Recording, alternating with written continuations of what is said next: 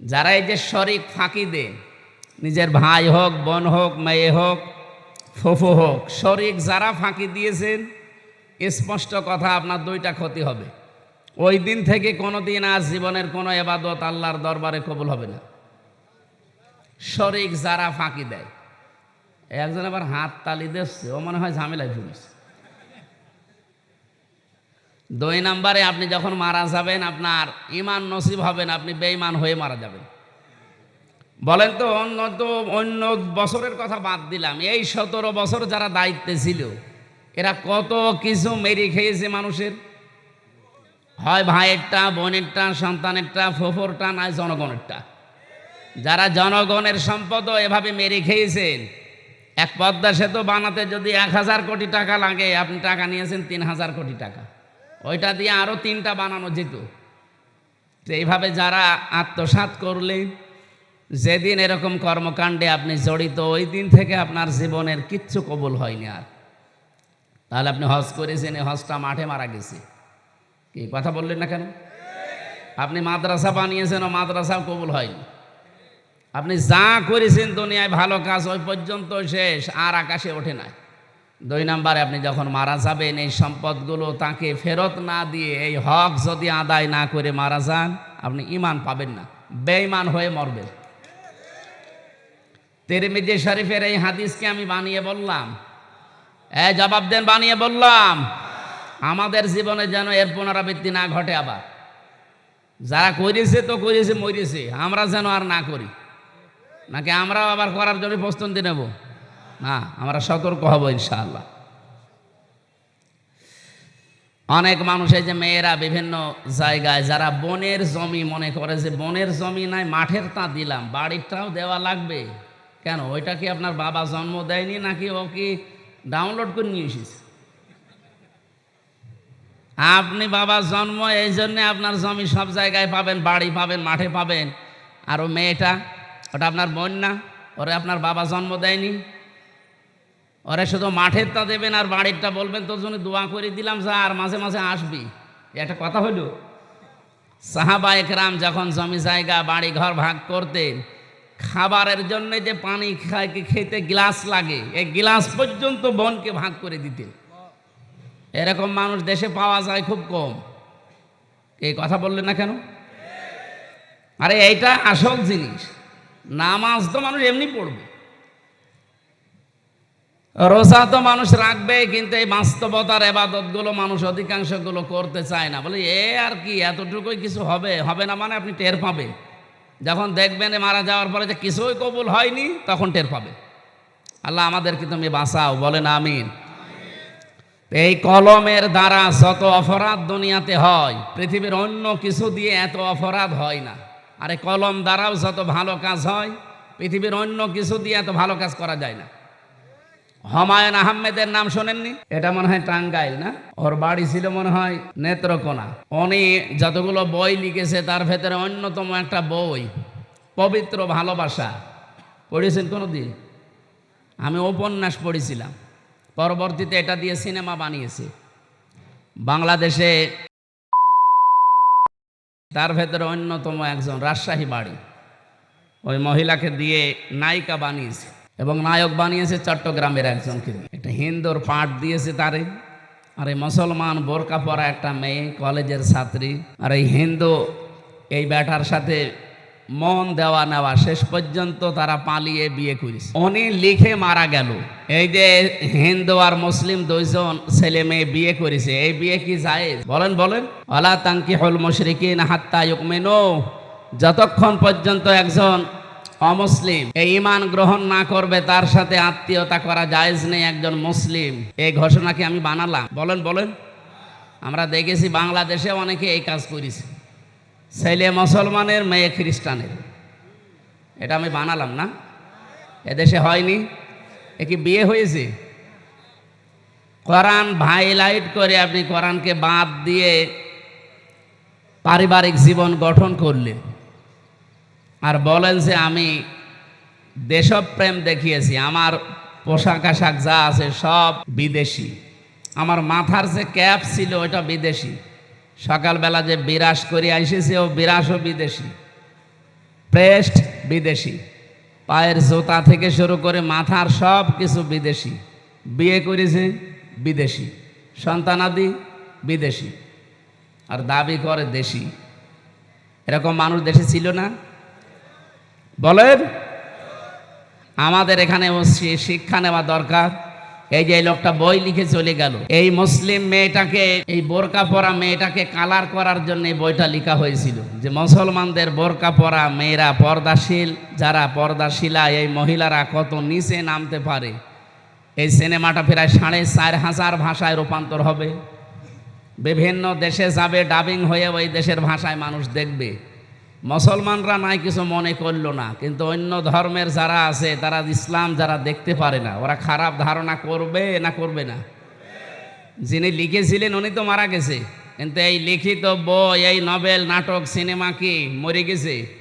এই যতদিন পর্যন্ত থাকবে, যত মানুষ ইসলাম এবং আল্লাহর এই বিধান পর্দা নিয়ে খারাপ ধারণা করবে, ওর আমল নামায় এই গোনাগুলো যেতেই থাকবে।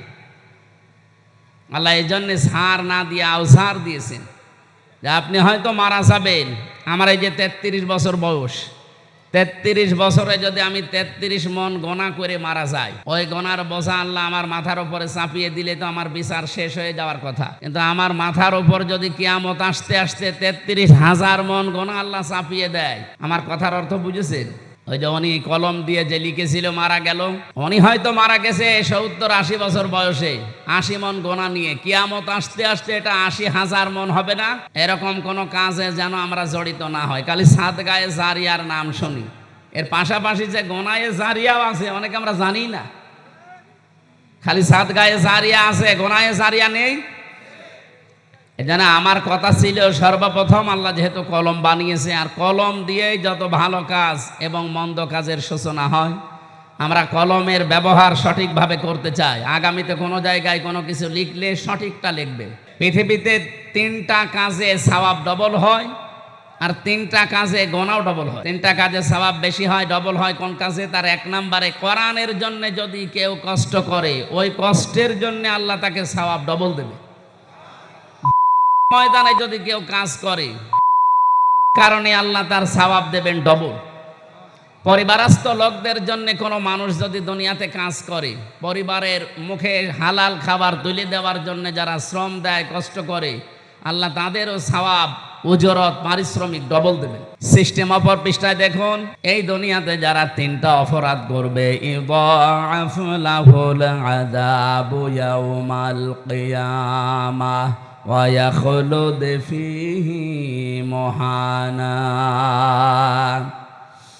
সূরা ফুরকানের ভেতরে আছে ৭৪ নম্বর আয়াতে আল্লাহ জানিয়েছেন, এই পৃথিবীর ময়দানে শেষ করার পরে কিয়ামতের দিন তাদের এই শাস্তিগুলো আমি আল্লাহ ডবল করে দেব, এবং নিকৃষ্ট একটা জায়গায় অবস্থান করার জন্য তাদেরকে পাঠাবো, চিরকাল সেখানে তারা থাকবে।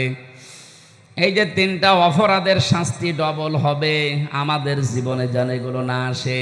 ওয়াল্লাযীনা লা ইয়াদউনা মা'আল্লাহি ইলাহান আখার। 1 নম্বরে, দুনিয়াতে যারা আল্লাহকে ডাকে কিন্তু তার পাশাপাশি অন্য কাউকে ডাকে। আপনি আল্লাহকে একেবারেই ডাকে না তা না। ওয়াল্লাযীনা লা ইয়াদউনা মা'আল্লাহ, মা মানে সঙ্গে, সাথে। আল্লাহকে ডাকে ইলাহান আখারা, কিন্তু অন্য কাউকে এর সাথে তারা জুড়ে দেয়। আর এই গোনাটা সবচাইতে বেশি বাংলাদেশ আর ভারতে। কি ঘুমাচ্ছেন আপনারা? আজকে থেকে আপনি আল্লাহকে ডাকবেন, পাশাপাশি অন্য কাউকে আর ডাকা যাবে না। বিভিন্ন দরগায়, দুর্গায়, বিভিন্ন মাজারে, কত জায়গায় দেখবেন দরবারে আল্লাহকে ডাকছে, পাশাপাশি আর একজনকে জুড়ে দেয়। এটা ব্রাহ্মণবাড়িয়া, কুমিল্লা এলাকায় বেশি পাবেন।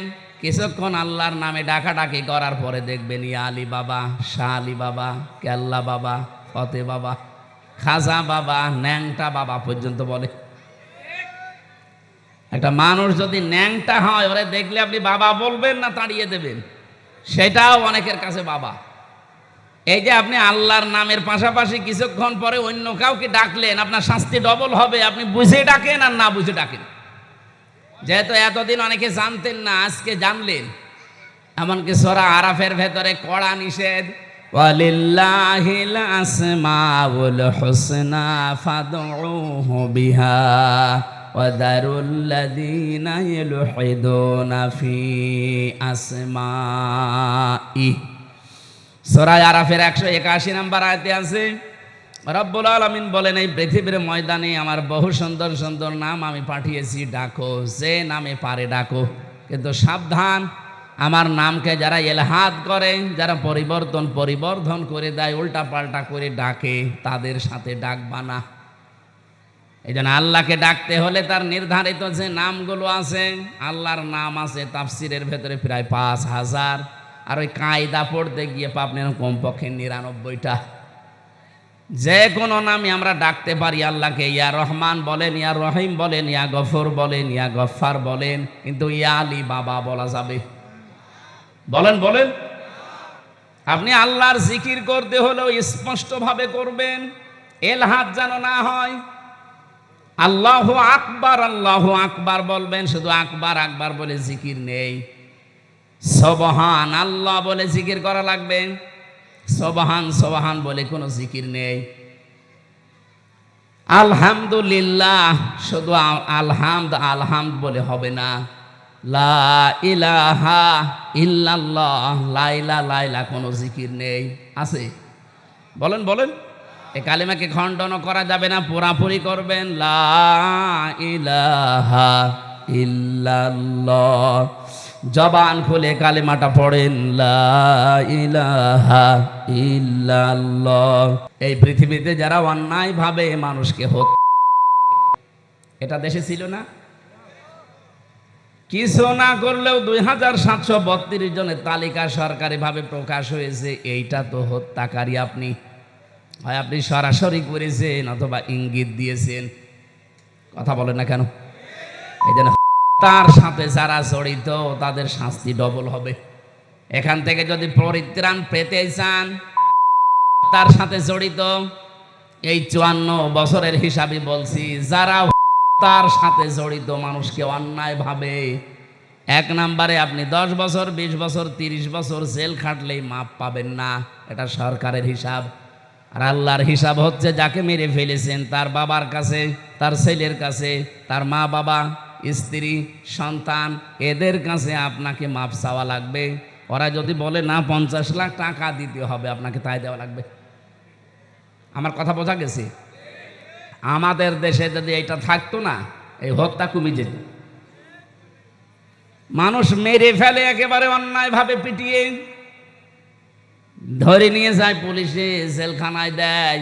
কিছুদিন পরে দেখা যাচ্ছে ফাঁসির আসামি ছিল, তারপরও বের হয়ে চলে আসে। এমনকি 15.5 বছরে বহু মানুষ রাষ্ট্রপতির বিশেষ ক্ষমায় বের হয়ে গেছে। না, বিচার এটা বাংলাদেশে দরকার। আল্লাহ তো জানে মানুষের দুর্বল জায়গা কোনটা। এই অবৈধ বন্ধ করার জন্য শুধু ওয়াজ করে সম্ভব না, এটা আইন পাশ করে ওটা কার্যকারী ভূমিকা দেওয়া দরকার। স্বাধীন হওয়ার পর থেকে যদি সংসদে এই আইনটা থাকতো, কুতিবা আলাইকুমুল কিসাসু ফিল কাতলা, তাহলে এই দেশে এই 54 বছরে যত অবৈধ একটাও হতো না। আপনি জানেন অবৈধ একটা হতো, তার পরিবারের অবস্থা কি হয়। 3 নম্বরে ওয়ালা ইয়াসনুন, তারা জেনা করে না। এই জন্য কিন্তু ডবল। যারা দুনিয়া জেনা শুধু লজ্জা স্থানেরটাই না, হাতের আছে, মুখের আছে, চোখের আছে, হৃদয়ের আছে, বিভিন্ন জেনা আছে। এই জেনাগুলো থেকে আমরা মুক্ত থাকবো ইনশাআল্লাহ। তাহলে 3টা কাজে সওয়াবও হয় ডবল, 3টা কাজে শাস্তিও হয়। আল্লাহ আমাদেরকে মেনে চলার তৌফিক দিন, আমিন। সূরা মাউন, মাউন শব্দের শাব্দিক অর্থ ব্যবহারিক জিনিসপত্র। রব্বুল আলামিন বলেন, আরো আইতাল্লাযী ইউকাযযিবু বিদ্দীন। আরো আইতা, হরফে ইস্তেফহাম, প্রশ্নবোধক চিহ্ন, এটা ইন্টারগেটিভ সেন্টেন্স। আল্লাহ প্রশ্ন দিচ্ছেন, হে নবী, আপনি কি দেখেছেন ওই মানুষগুলো যারা কিয়ামতের দিন যে বিচার হবে এটা বিশ্বাস করে না, কিয়ামত যে আছে এটা বিশ্বাস করে না? আপনি কি এরকম মানুষ দেখেছেন? বিশ্ব নবী বলেন, কই, আমার সাথে যারা চলাফেরা করে, আমার আশপাশে থাকে, এদের ভেতরে তো আমি আচরণ পাই না। এরা তো মনে হয় যে কিয়ামতে বিশ্বাসী। এখানে আমরা যারা আছি কিয়ামত হবে বিশ্বাস নেই কার? হাত তোলেন তো। আছে? নেই। তার মানে এখানে নারী পুরুষ যারা আছি, অন্য ধর্মের হয়তো লোক নেই, এই জন্য আমরা বিশ্বাস করলাম যে কিয়ামত হবে। এমনকি হিন্দু ভাইরা যারা আছে তারা কিয়ামত হয়তো বিশ্বাস করে না, কিন্তু পুনরুত্থানে বিশ্বাস করে যে আমাদের আবার ওঠা লাগবে। এইটাই তো আমরা বিশ্বাস করি যে আমাদেরকে আবার ওঠা লাগবে। ওদের বিশ্বাস হচ্ছে পৃথিবীতে আমাদেরকে আবার ফেরত পাঠানো হবে আমাদের ভালো কাজ মন্দ কাজের কারণে। ভালো কাজ করলে ভালো ভালো মানুষ করে পাঠাবে, আর মন্দ কাজ করলে কুকুর সিগার বিড়াল করে পাঠাবে। তা আমাদের বিশ্বাস আমাদের মারা যাওয়ার পরে আবার ওঠা লাগবে। সুম্মা ইলাইনা তুরজাউন, এরপরে আবার ফিরে যাওয়া লাগবে আল্লাহর কাছে। সাহাবীরা জিজ্ঞাসা করলেন, হে নবী, এই আয়াতটা নাযিল হওয়ার পরে আল্লাহ কি আপনাকে আর কিছু জানিয়েছে? নবীজি বললেন, এ পর্যন্ত নাযিল হওয়ার পরে ফেরেশতা জিবরাইলের সাথে আমার কথোপকথন হচ্ছিল যে কই আমি তো কিয়ামতে অবিশ্বাসী মানুষ আমার সামনে পাই না, আমার আশপাশে যারা আছে এরা তো সব দেখি কিয়ামতে বিশ্বাসী। রব্বুল আলামিন বলেন, না ফাযালিকাল্লাযী ইয়াদউল ইয়াতীম, হে নবী কিয়ামত বিশ্বাস করে না ওই মানুষগুলো যারা এতিমের গলায় ধাক্কা দেয়। টাঙ্গাইলবাসী এতিম মানে কি? আমরা অনেকেই মনে করি মা বাবা যাদের নেই এরা এতিম। হুমায়ুন সাহেবের মা বাবা আছে, এটা এতিম। এতিম উনি, কিন্তু উনি বুড়ো এতিম। আমারও মা বাবা আছে, আমি তো আর এতিম না। এতিম কাকে বলে অনেকে আমরা জানি না। তমন শব্দ আমি একটা অভিধানে দেখেছিলাম, তমন শব্দ থেকে এই শব্দটা যদি এতাম, এটা আর একটা অভিধান। যার খাদ্যের জন্য হাহাকার, খাবারের জন্য যারা চেষ্টা চালিয়ে বেড়ায়, এই মানুষগুলোই এতিম। কোরআনে কারিমে সূরা বালাদের ভেতরে আমি তাফসীর পড়তে গিয়ে একটু আশ্চর্য হয়ে গেছি এখানে আমার নিজের কাছে। আল্লাহ পাক বলেন, দুনিয়াতে সফল হওয়ার জন্য কত মানুষ কত লাইনে কাজ করে। আপনি কি জানেন যারা সফল হবে তাদের কাজ দুনিয়ায় কি কি হবে? ফালাকতা হামাল আকাবাতা ওয়া মা দারাকা মাল আকাবা। হে নবী, ওরা গিরিপথ পাড়ি দিতে রাজি না, অথচ এই গিরিপথ, এই কঠিন দুর্গম পথ পার হয়ে আমি আল্লাহর জান্নাত অপেক্ষা করছে। তো পৃথিবীর অধিকাংশ মানুষ এই গিরিপথ, এই দুর্গম পথ পাড়ি দিতে রাজি না। আপনি কি জানেন সে পথটা কি? আকাবা নামে যে পথ, গিরিপথ দুর্গম, এটা কি আপনি কি জানেন? যেটা মানুষ পার হতে চায় না। ফাক্কু রাকাবা, এটা হচ্ছে দাসত্ব মুক্তিকরণ। এবার একটু খেয়াল করে দেখেন, বাংলাদেশে দল মত জাতি বর্ণ ধর্ম আমরা নির্বিশেষে যারা আছি, আমি হিসাব করে দেখলাম ৭৩টার উপরে দল এই দেশে আছে। কতগুলো বলেন বলেন? সব দলের কর্মসূচির ভেতরে সফলতার মাপকাঠি নেই। সফল দুনিয়া আখিরাতে যদি হতে চান তাহলে ফাক্কু রাকাবা, এইটা আপনার হাতে নেওয়া লাগবে। হে নবী, এই মানুষগুলো পৃথিবীতে মানুষের গোলামি থেকে, দাসত্ব থেকে যারা মুক্ত করার জন্য কাজ করে, আমি আল্লাহ বলছি উলাইকা আসহাবুল মাইমানা, এরা সৌভাগ্যশালী, এরা সফল। তাহলে ৭৩টা দলের যেই দলের কর্মসূচিতে মানুষকে মানুষের গোলামি থেকে, দাসত্ব থেকে মুক্ত করার জন্য যারা কাজ করছে তারা সফল। কথা বলছেন? আর আমি নিজে হিসাব করে দেখলাম, এই বাংলাদেশে এই কর্মসূচি প্রথমেই পালন করে জামাত ইসলামী।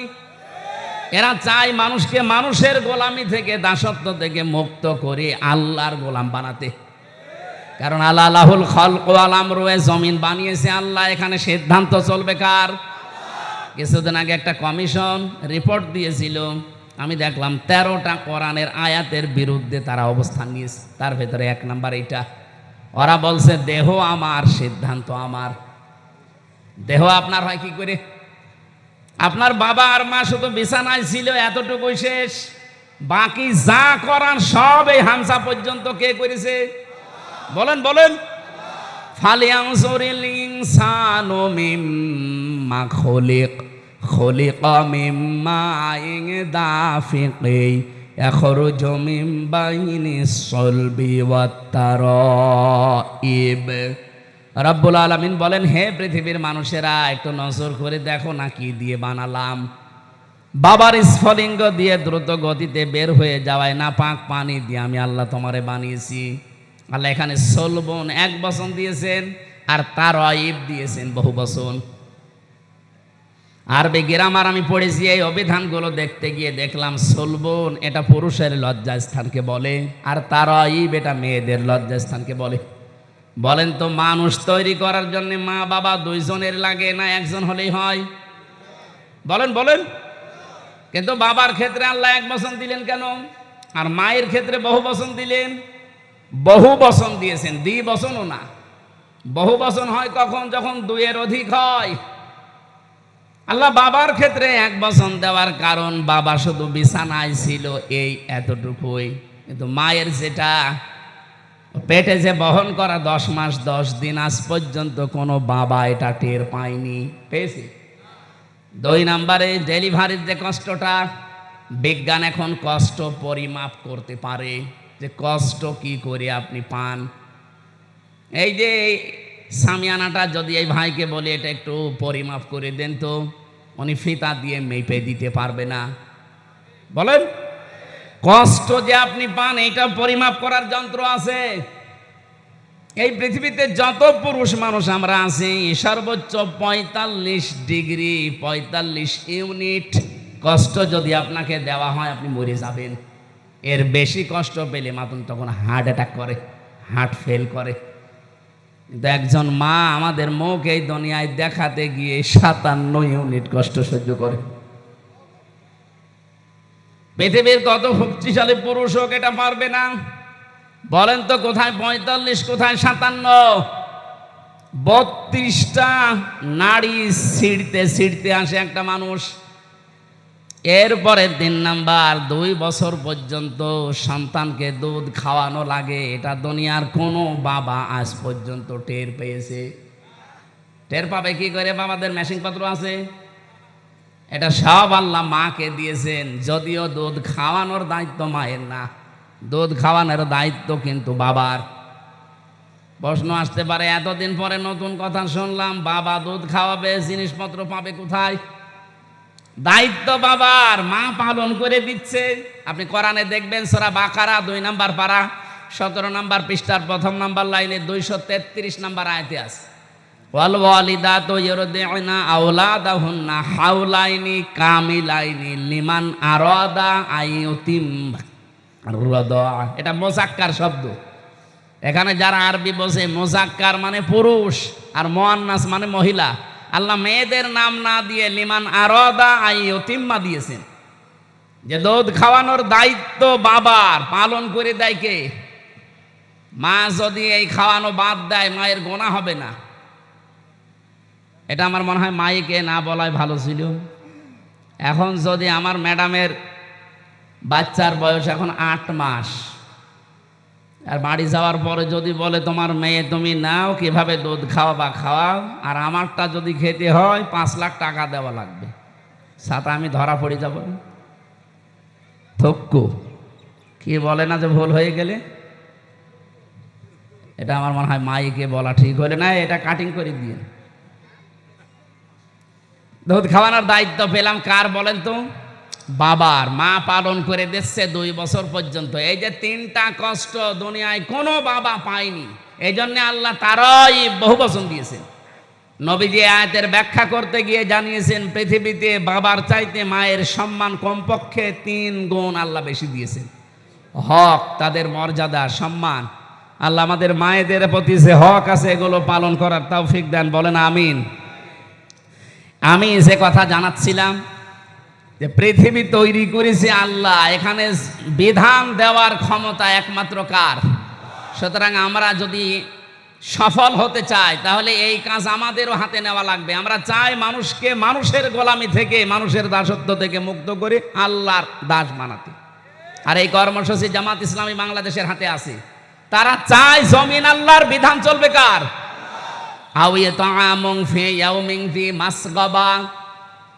যে মানুষগুলো অসহায় নিঃস্ব তাদের খাবারের ব্যবস্থা যারা করে, এই কর্মসূচিও আমরা দেখি যারা একামতে দিনের দায়িত্ব পালন করে তাদের আছে। আগস্টের 5 তারিখের পরে কত জায়গায় বন্যা, জলোচ্ছ্বাস, কত জায়গায় দুর্ভিক্ষ পর্যন্ত লেগেছিল ওই ফেনীতে, কুড়িগ্রামে। এই দেশে সবাই কম বেশি চেষ্টা চালিয়েছে, বাংলাদেশ জামাত ইসলামী সর্বোচ্চ নিয়ে গিয়ে গেছে। কারণ তারা জানে সফল হতে হলে এই কর্মসূচি হাতে নেওয়া লাগবে। আমির জামাতের কর্মজীবন দেখেননি আপনারা? এটা মুরব্বী মানুষ, 60, 62, 64 বছর বয়স, দাড়িগুলো পেকে, চুল পেকে সাদা হয়ে গেছে। এ পর্যন্ত পানির ভেতরে নেমে কুড়িগ্রামে, ফেনীতে খাবার দিয়ে বেড়াচ্ছে। একটা একটা করে এখানে 5টা কর্মসূচির কথা আছে। আমার যেহেতু আর একটা কাজ আছে, এই জন্য আমরা খুব তাড়াতাড়ি করছি। এখানে কিয়ামত তারা বিশ্বাস করে না যারা এতিমের গলায় ধাক্কা দেয়, এতিমের খাবারের ব্যবস্থা করে না। এতিমাংদা মাকরাবা, নিকট আত্মীয়র ভেতরে যারা এতিম অসহায়, এই মানুষগুলোর পেছনে পাশে দাঁড়ানোর কথা আল্লাহ জানিয়েছেন কোরআনে। এরপরে ফাযালিকাল্লাযী ইয়াদউল ইয়াতীম দেওয়ার পরে দিয়েছেন ওয়ালা ইয়াহুদ্দু আলা তুআমিল মিসকিন। হে নবী, যারা মিসকিনকে খাবার দেয় না, এখানে সাকান থেকে এসেছে শব্দটা। বসবাস করার জায়গা নেই যাদের, এই মানুষগুলোকে ঘরও নেই, এদেরকে মিসকিন বলা হয়। যারা মানুষের মাথা গোজার ঠাঁই তৈরি করে দেয়, কিন্তু বাস্তবতা আমরা দেখি অনেকের ঘর আরো কেড়িয়ে নেয়। তার মাথা গোজার ঠাঁই তৈরি করে দেওয়া এতিম অসহায় যারা মিসকিন, এই মানুষগুলোকে নিজে খাবার দেওয়া, খাবারের জন্য উৎসাহ তৈরি করা। এই কর্মসূচিগুলো আমরা দল মত নির্বিশেষে যেন হাতে নিতে পারি, তাহলে আপনি কিয়ামতে বিশ্বাসী। আর যদি এই কাজগুলো না করেন, আপনি যতই নামাজ পড়েন, রোজা রাখেন না, আপনি কিয়ামত বিশ্বাস করেন না। এরপরে যে কথাগুলো আছে, কঠিন কঠিন বিষয় দিয়েছেন। ফাযালিকাল্লাযী ইয়াদউল ইয়াতীম ওয়ালা ইয়াহুদ্দু আলা তুআমিল মিসকিন ফাওয়াইলুল লিল মুসাল্লিন। এক একটা আয়াতের ভেতরে হাজার হাজার কথা আছে।